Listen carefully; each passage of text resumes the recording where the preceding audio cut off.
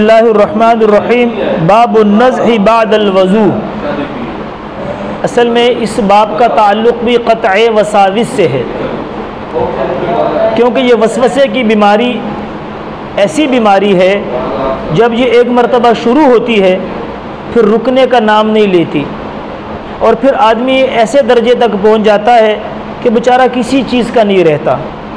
इसलिए शरीयत मुतहरा ने हर वो सुराख जिसके ज़रिए, जिस सुराख के ज़रिए शैतान वसवसा डालता है, हजूर अलैहिस्सलातु वस्सलाम ने वो सारे सुराख बंद कर दिए।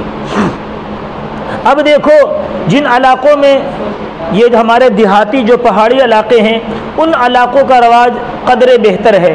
वो लोग बड़े छोटे इस्तिंजा के अंदर पहले ढेला इस्तेमाल करते हैं, फिर पानी इस्तेमाल करते हैं, तो उन लोगों के अंदर ये शक कम होता है। हमारे इलाके में हम चूँकि ढेले का रवाज ही नहीं है, हम वाशरूम में बैतुल खला में जाते हैं और डायरेक्ट छोटे बड़े इस्तिंजा में पानी इस्तेमाल करते हैं। लेकिन इसमें मैंने आपको अर्ज़ किया था कि पानी के इस्तेमाल में हद्दुल वसा, ये जो छोटे पेशाब की नाली है, जो उज़्व तनासुल है, जो मर्द की शर्मगाह है, उसको अच्छी तरह दबा ले, अच्छी तरह, ताकि कोई कतरा नाली में ना रह जाए। फिर उसके बाद पानी से धो ले। फिर उसके बाद जो है ना, हजूर अलैहिस्सलातु वस्सलाम कहते हैं कि जिब्राईल अलैहिस्सलातु वस्सलाम मेरे पास आए और मुझे कहा कि ए मोहम्मद सल्लल्लाहु अलैहि वसल्लम, आप जब इस्तिंजा करें तो अपनी रुमाली, यानी ये जो आदमी की सत्र औरत वाली जो जगह है, इसको रुमाली कहते हैं, इस पर आप पानी का छींटा मार लें बस।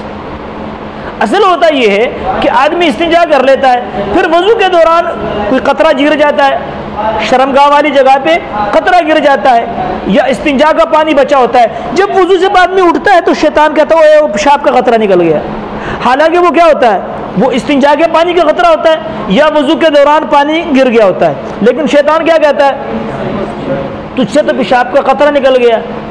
तो अब वो क्या होगा, बेचारा वो फिर जाके अंदर लैट्रिन में जाएगा, फिर उसको धोएगा, अजीब मसला। तो जब वो रुमाली पे पहले से छींटा मार लेगा, तो जब उठ के देखेगा तो शैतान कहेगा ये कतरा है, कि नहीं, मेरा वही पानी है जो मैंने कतरे मारे थे। अब ये इस हदीस का मकाम क्या है, कहते ये हदीस निहायत दर्जे की ज़ईफ़ रिवायत है।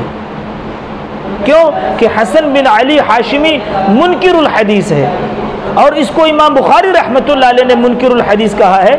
और इमाम बुखारी रहमतुल्लाह अलैह कहते हैं कि मैं जिसको मुनकिर हदीस कह दूं उससे जायज़ नहीं है कि रिवायत लेना। लेकिन इस बाब के अंदर कसीर रिवायतें हैं जिनसे ये मसला साबित होता है, लिहाजा कम अज़ कम आइम्मा मुहद्दिसीन कहते हैं कि अदब का दर्जा होगा, इस्तिहबाब से भी नीचे, यानी अदब का दर्जा है। यानी अदब ये है कि आप रुमाली पे पानी का छींटा मार लो ताकि शैतान के वसवसे से बच जाओ।